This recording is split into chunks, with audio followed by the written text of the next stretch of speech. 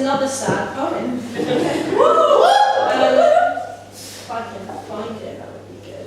Okay, I'm going to trigger warning this because it's about recovering from an eating disorder, so if anyone needs to leave, that's totally okay. It doesn't have a title. Yeah.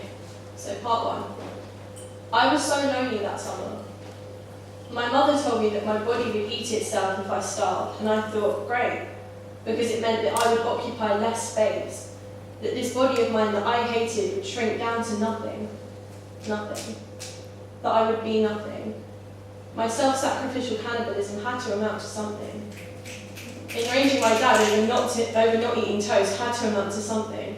Missing the bus because I didn't have the energy to stand up off the bench had to amount to something. And it would be okay, because maybe there would be other summers, or maybe there wouldn't. And I wouldn't be as lonely anymore. And this is part 2, so it's about when I was better. So the next summer I felt better. Me and my mum were eating avocado toast at 11 AM on Saturday, listening to Laura Marling and drinking tea, and she said, "It's nice to see you happy again." Because I had chewed and swallowed my own small apocalypse, and later that night I went to my friend's house. We drank 3 bottles of wine between 2 of us, and for the first time my legs didn't shake when I walked up the stairs. She held my hand as we lay in her bed, and she said, "It's nice to see you happy again." And then I left. I moved away from the small town to a place where people didn't know me as the skinny one, the sick one. My friend asked me to help him buy dungarees while we were 2 drinks in at the bar, and I said, yeah, sure, not worrying if his size would add to mine. And I went home that night and I looked in the mirror of my wardrobe and said to myself, "It's nice to see you happy again."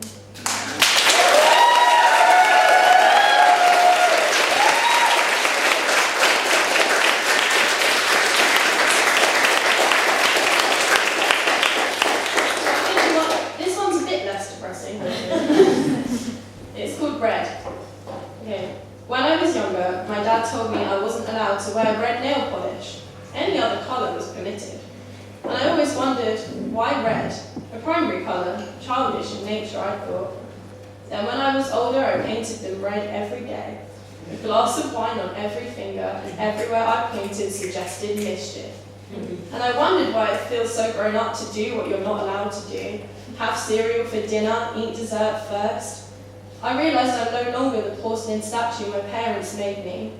I outgrew her, painted her nails red, her eyes black, covered her skin in flowers, played the background music too loud, shattered her in places so her edges were more sharp and more difficult for people to swallow her whole.